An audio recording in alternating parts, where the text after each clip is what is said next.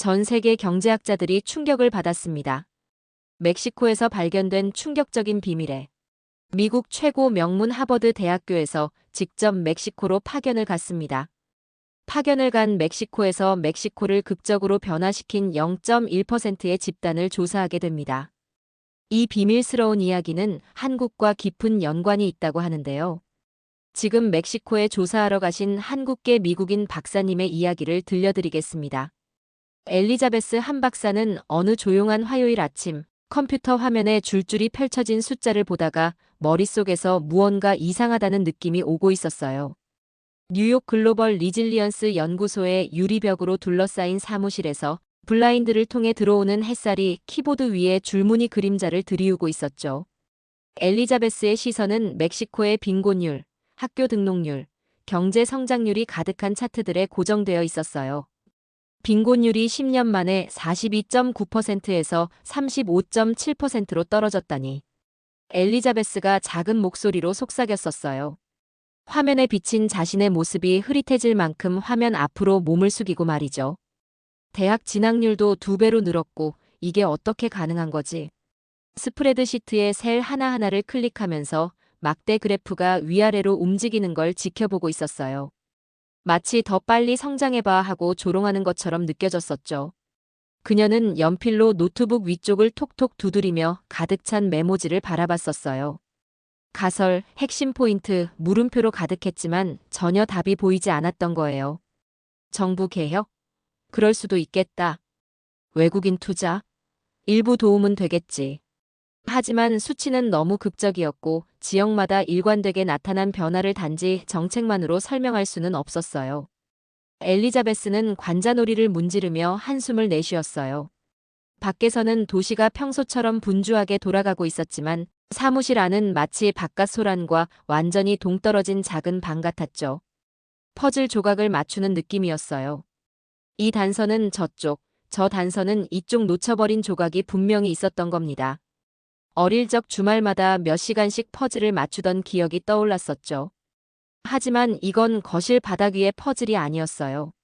살아 움직이는 퍼즐이었죠. 수많은 사람과 그들의 삶이 담긴 퍼즐이었어요. 책상 위에 모니터 프레임에 붙여둔 사진 한 장이 눈에 들어왔습니다.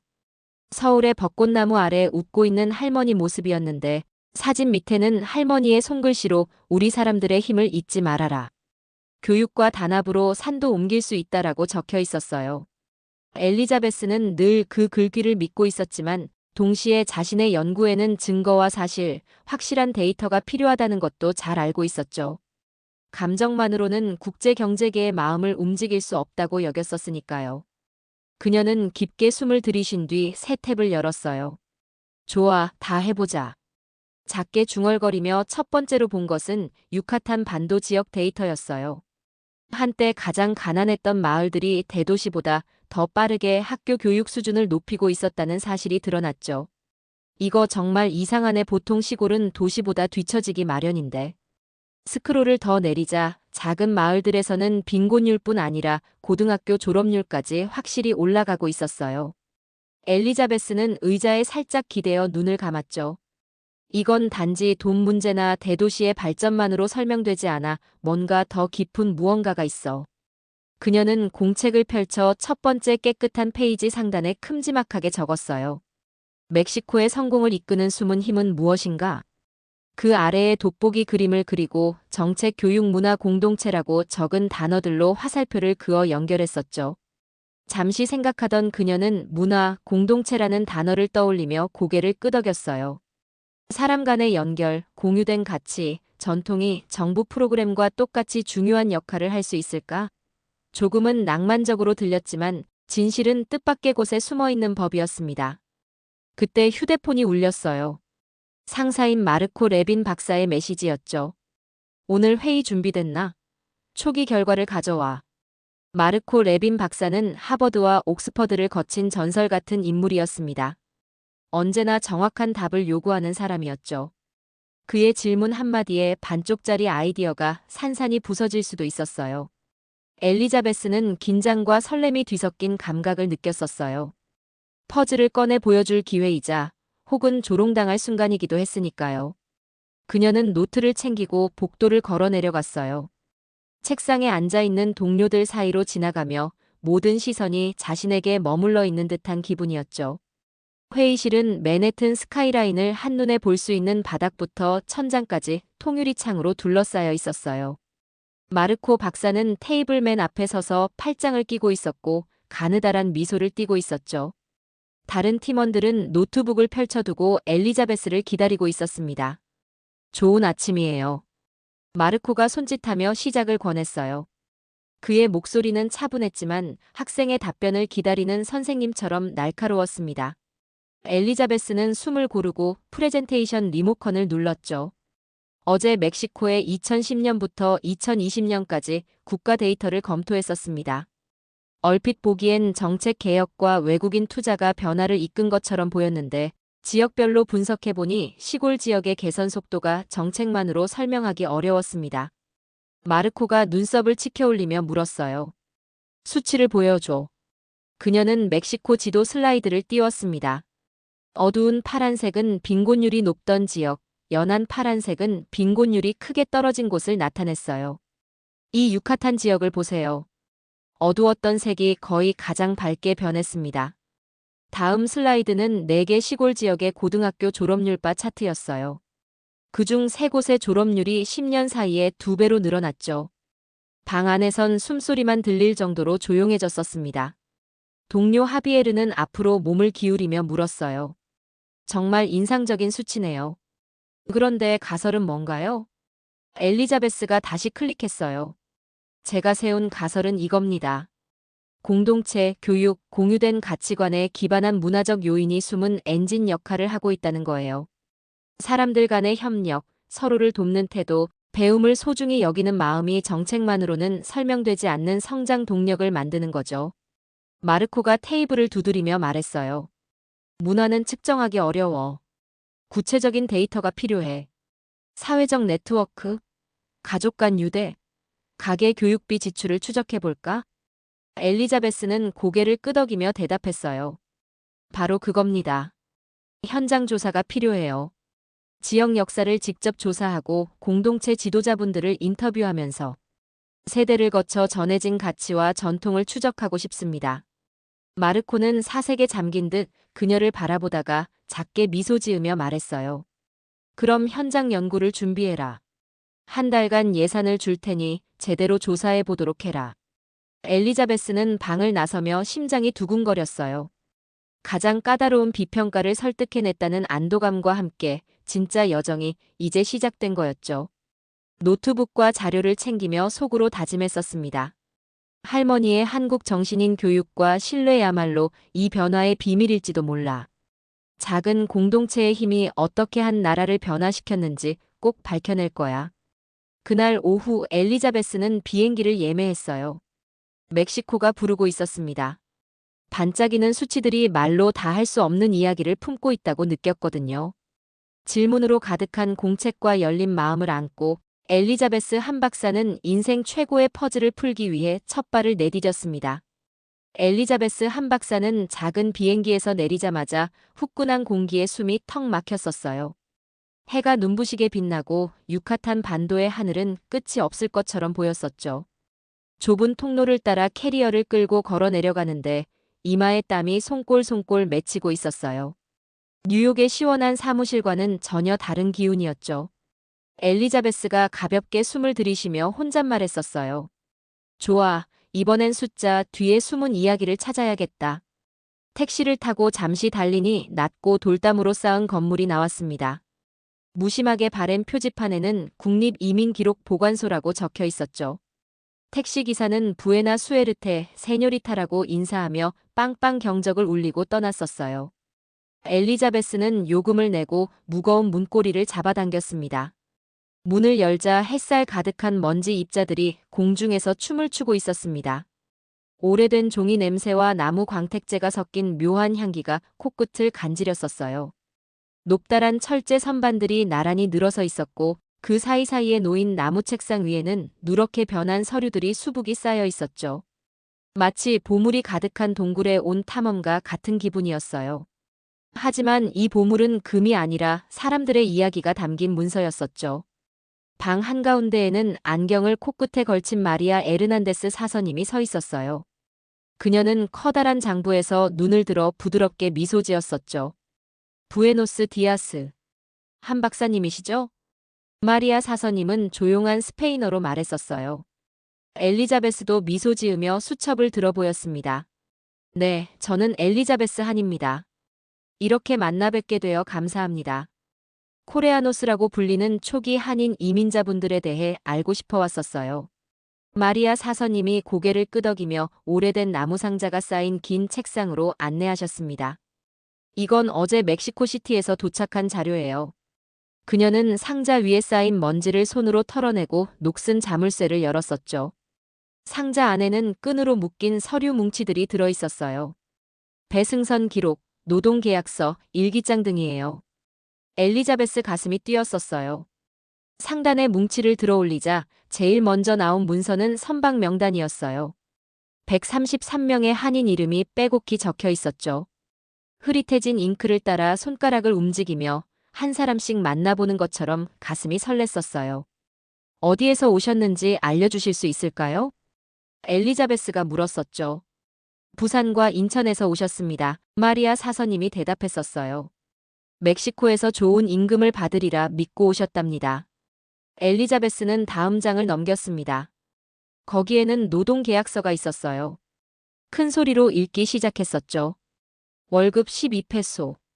식비, 도구비, 숙식비를 공제한 후 실수령액 4페소. 눈을 깜빡이고는 한숨이 나왔었어요. 사흘 일해야 겨우 하루치 벌이도 안 되는 수준이네요. 너무 부당해요.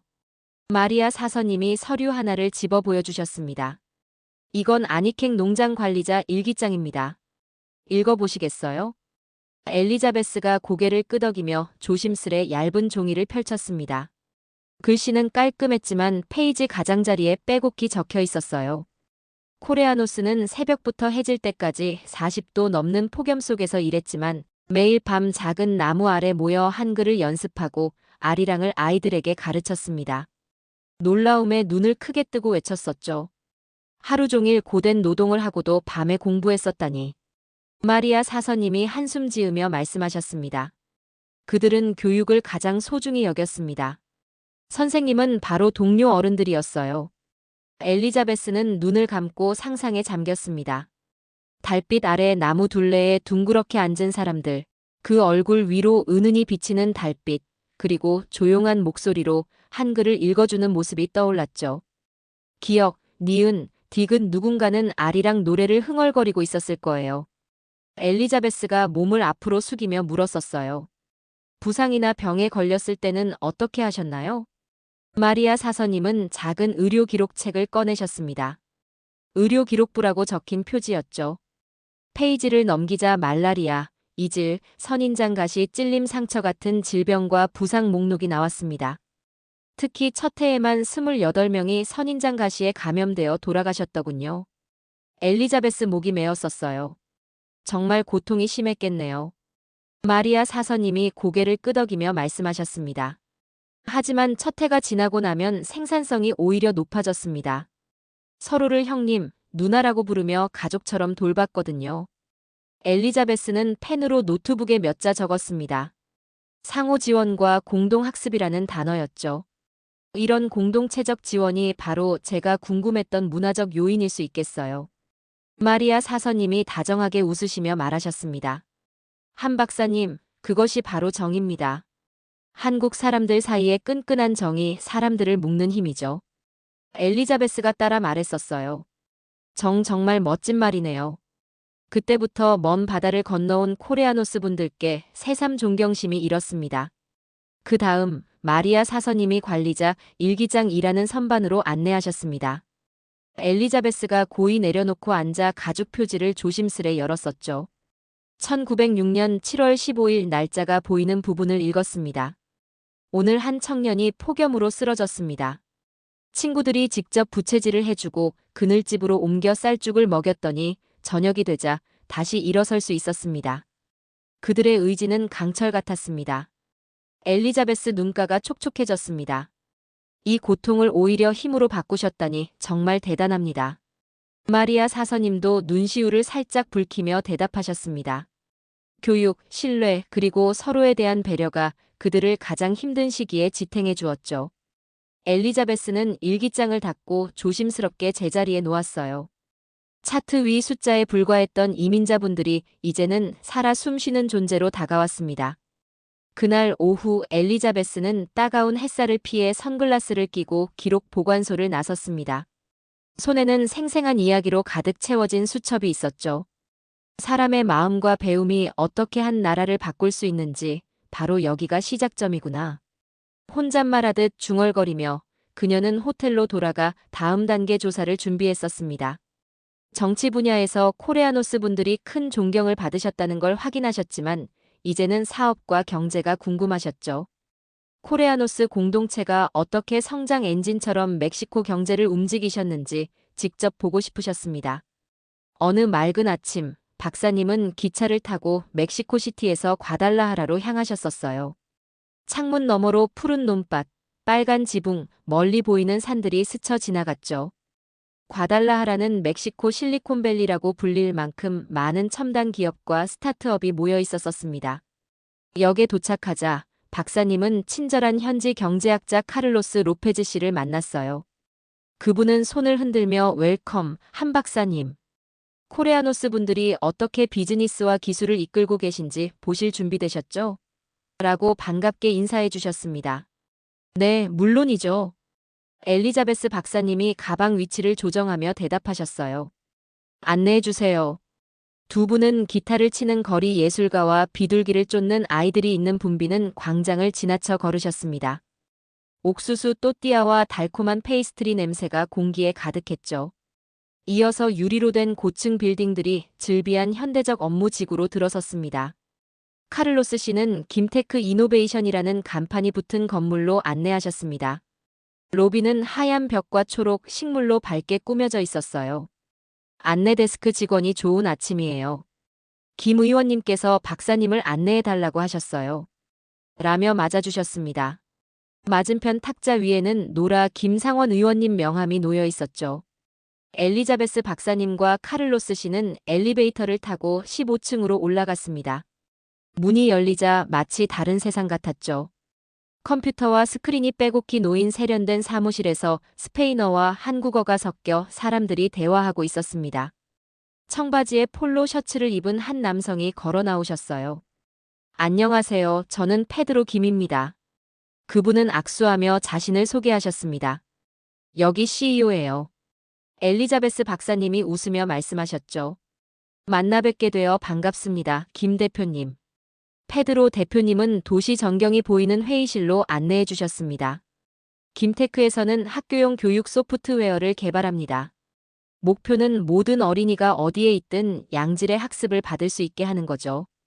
카를로스 씨가 고개를 끄덕이시며 말씀하셨습니다. 멕시코 전역 3,000여 개 학교에서 귀사 플랫폼을 사용하고 있다고 들었습니다. 페드로 대표님이 태블릿을 탭하며 설명하셨습니다. 맞습니다. 저희 소프트웨어는 인공지능을 사용해 학생 개개인 수준에 맞춰 수업을 제공합니다. 스페인어, 수학, 역사뿐 아니라 코레아노스 학생들을 위한 한글 수업도 포함되어 있습니다. 엘리자베스 박사님이 다가가 말씀하셨어요. 정말 대단하네요. 어떻게 시작하셨나요? 페드로 대표님 눈이 반짝이시며 말씀하셨습니다. 저희 할머니, 할아버지부터 얘기를 시작해야겠네요. 그분들은 메리다에서 작은 식료품 가게를 운영하셨어요. 자녀들을 학교에 보내기 위해 페소 한 푼까지 아껴 모으셨죠. 부모님은 엔지니어를 공부하셨고 과달라하라로 와서 기술 회사에 다니셨습니다. 저는 교육이 얼마나 큰 변화를 가져오는지 보며 자랐습니다. 그분은 가족 사진이 가득한 벽을 가리키셨습니다. 할머니가 고추장 단지와 또띠아 더미 옆에서 자랑스러운 표정으로 서 계신 사진, 부모님이 대학 졸업 가운을 입고 환하게 웃으시는 사진이었어요. 페드로 대표님이 말씀하셨죠. 저희 집안 역사는 교육과 신뢰가 어떻게 삶을 바꿀 수 있는지를 보여줍니다.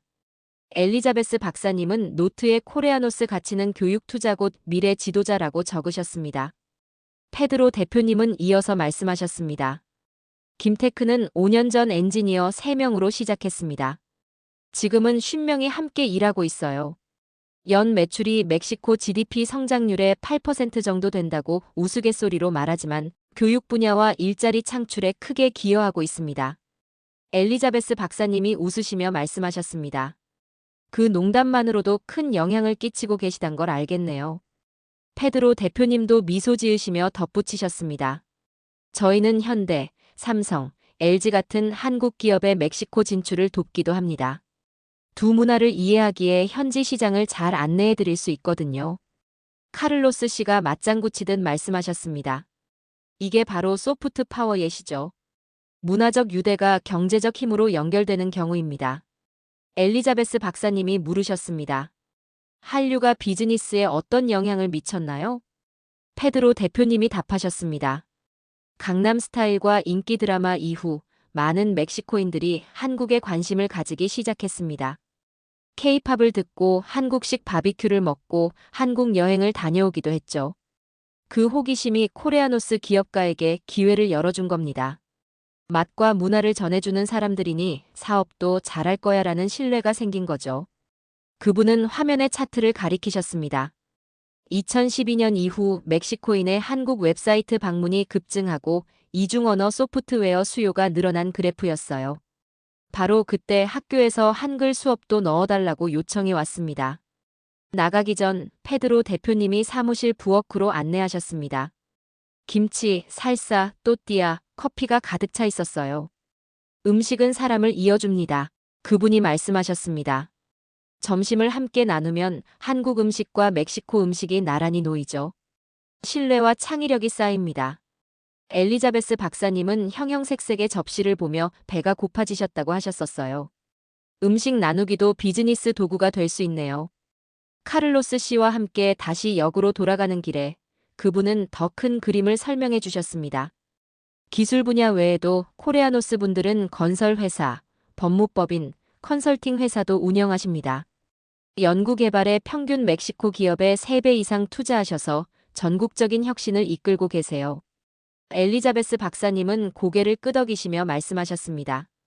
그러니까 코레아노스 네트워크는 조용하지만 강력한 숨은 엔진 역할을 하는 거네요. 카를로스 씨가 미소 지으시며 맞장구 쳤습니다. 맞아요.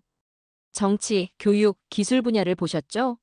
이제 마지막으로 더 큰 부분이 남았습니다. 그게 뭔가요? 엘리자베스 박사님이 궁금해하시며 물으셨습니다. 카를로스 씨가 진지하게 대답하셨습니다. 멕시코와 한국을 연결하는 다리 같은 역할입니다. 무역, 투자, 문화 교류 모두 다리 역할을 하는 거죠. 다음엔 무역부 관계자를 만나실 거예요. 엘리자베스 박사님이 눈썹을 들어올리시며 말씀하셨습니다. 다리 참 멋진 비유네요. 카를로스 씨가 기찻길을 가리키며 말씀하셨습니다. 자, 탑승하세요. 두 분은 멕시코시티로 돌아가는 기차에 올랐습니다. 전원 풍경이 스르르 지나가자 엘리자베스 박사님은 메모를 정리하셨죠. 초기 가족들이 세운 교육, 의회에서 받은 공식 인정, 그리고 이제 신뢰와 문화적 연결을 바탕으로 한 경제 성장이 모두 하나의 이야기로 이어지고 있었습니다. 잠시 눈을 감고 상상하셨습니다. 뜨거운 태양 아래서 한글을 가르치던 초기 코레아노스, 그리고 페드로 대표님의 사무실 풍경은 밝은 스크린, 생동감 있는 토론, 함께 나누는 점심. 먼지 낀 농장에서 현대 빌딩까지 이어진 여정이 시간과 문화를 가로지르는 다리처럼 느껴졌었어요. 기차가 언덕 위로 달리며 주황빛 하늘이 멀리 수평선을 장식하자 엘리자베스 박사님은 다가올 일에 대한 기대감으로 가슴이 벅차셨습니다.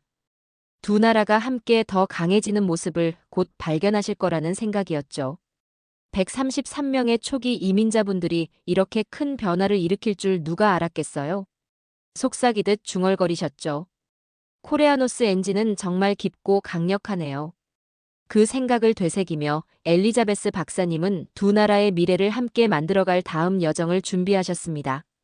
엘리자베스 한 박사님은 메리다의 먼지 쌓인 기록 보관소에서부터 멕시코시티의 웅장한 의회와 과달라하라의 첨단 사무실까지 여행하셨었어요.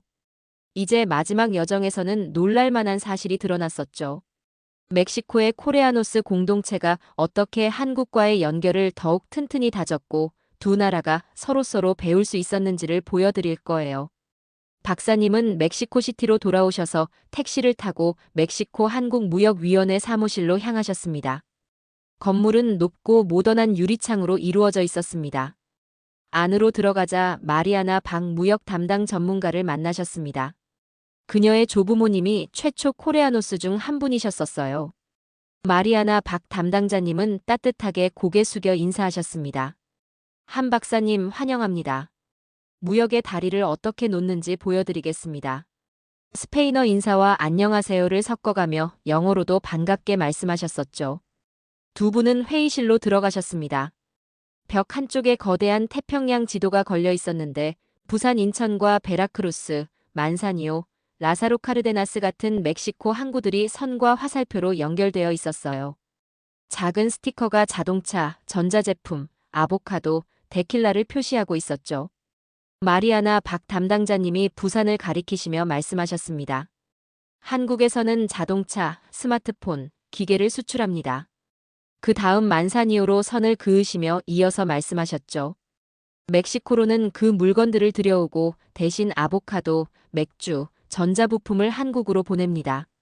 엘리자베스 박사님은 앞으로 몸을 기울이시며 대답하셨습니다. 양방향 교류군요. 맞습니다. 마리아나 박 담당자님이 미소 지으시며 덧붙이셨죠. 그뿐만이 아닙니다. 멕시코의 코레아노스 분들이 양국 기업을 이어줍니다. 언어를 통역하고 세관 규정을 설명해주며 신뢰를 쌓는 역할을 하셨어요. 태블릿을 탭하시자 차트가 나타났습니다. 지난 10년간 한국의 멕시코 투자액이 150% 증가했었어요. 같은 기간 멕시코의 대한국 수출은 2배가 되었죠. 엘리자베스 박사님은 눈을 크게 뜨셨습니다. 이건 정말 놀라운 성장입니다. 마리아나 박 담당자님이 고개를 끄덕이시며 설명하셨습니다. 모두 코레아노스 분들이 문화적 비즈니스 대사 역할을 해주셨기 때문입니다. 두 나라의 가치를 잘 이해하는 분과 일하면 기업들이 훨씬 안심하거든요. 이어 영상 클립을 보여주셨습니다. 멕시코 푸에블라의 자동차 공장을 방문한 한국인 팀을 이끈 코레아노스 엔지니어 루이스 최 씨의 모습이었어요. 영상 속에서 루이스 씨는 한국어로 한국 매니저를 반기고 스페인어로 멕시코 근로자를 소개했었죠. 모두 서로 웃으며 악수하는 따뜻한 장면이었습니다. 엘리자베스 박사님은 그 순간에 온기가 전해지는 듯 느끼셨습니다. 신뢰와 존중이 얼마나 큰 역할을 하는지 다시금 깨닫게 되네요. 혼잣말하셨었죠. 다음 전시 코너에서는 학생 교환 프로그램 사진들이 있었습니다. 서울의 번화한 거리에서 떡볶이를 먹고 한글을 배우는 멕시코 학생들, 아즈텍 피라미드를 방문하고 마리아치 음악을 배우는 한국 학생들의 모습이었어요. 학용품을 나누고 서로 언어를 가르쳐주며 새로운 아이디어를 가져오는 모습이 생생했었죠. 마리아나 박 담당자님이 말씀하셨습니다. 이 교류로 두 문화를 아는 글로벌 시민이 탄생합니다. 멕시코 학생이 한국에서 효율적인 제조 기술을 배워 몬테레이 공장에 적용할 수도 있고 한국 학생이 멕시코 농업을 연구해 더 나은 아보카도 농법을 개발할 수도 있어요. 엘리자베스 박사님은 상상하셨습니다. 서로 좋아하는 음식을 교환하고 언어를 가르쳐주는 교실, 그런 배움이 사람들의 삶을 바꿀 수 있겠네요. 미소 지으셨습니다. 마지막으로 두 분은 옥상 테라스로 올라가셨습니다. 멕시코시티가 붉은 기와 지붕과 교회 돔, 멀리 보이는 화산 산맥까지 펼쳐진 풍경을 살아있는 그림처럼 감상하셨었죠. 부드러운 바람이 멕시코 국기와 한국 국기를 살며시 흔들고 있었습니다.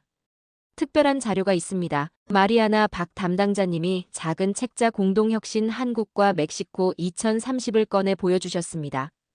대문짝만한 글귀가 눈에 띄었죠.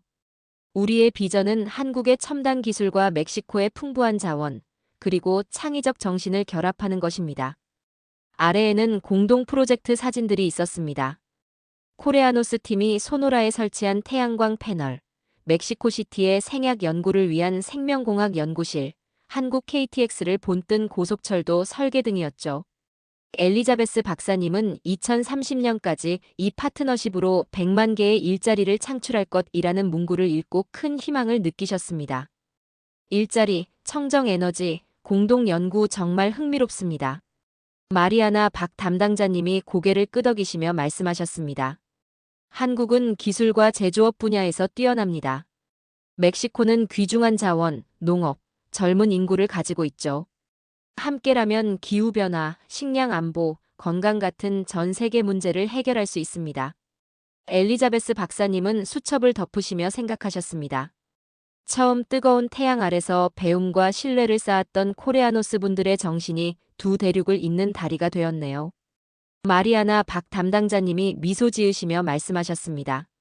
이제 우리는 코레아노스 역사의 다음 장을 쓰고 있습니다. 과거를 돌아보는 것뿐 아니라 함께 앞으로 나아가는 것이죠. 엘리자베스 박사님은 내려다보이는 도시를 바라보셨습니다. 자동차와 컴퓨터를 싣고 한국을 떠나는 화물선, 아보카도와 데킬라를 실은 멕시코 트럭, 그리고 아이디어와 우정을 교환하는 사람들을 상상해 보세요. 그리고 마리아나 박 담당자님께 고백하셨습니다.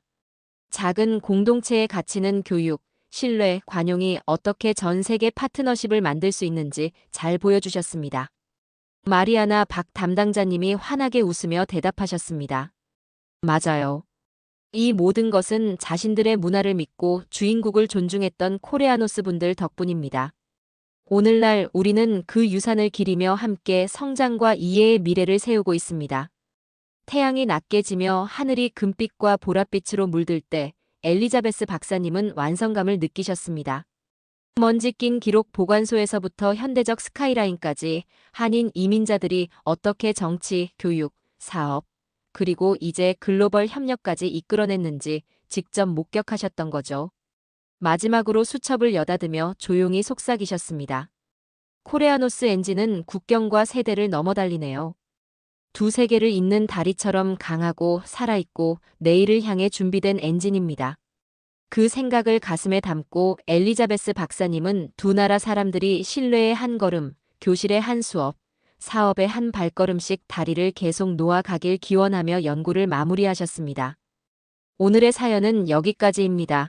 지금까지 감동한 도초가 저는 도아였습니다. 여러분들, 오늘 이야기가 마음에 드셨나요? 마음에 드셨다면 구독과 좋아요 꼭 부탁드려요. 다음 이야기를 만드는데 큰 힘이 됩니다. 항상 건강하시고 다음 영상에서는 더 감동 넘치는 이야기로 다시 찾아뵐게요.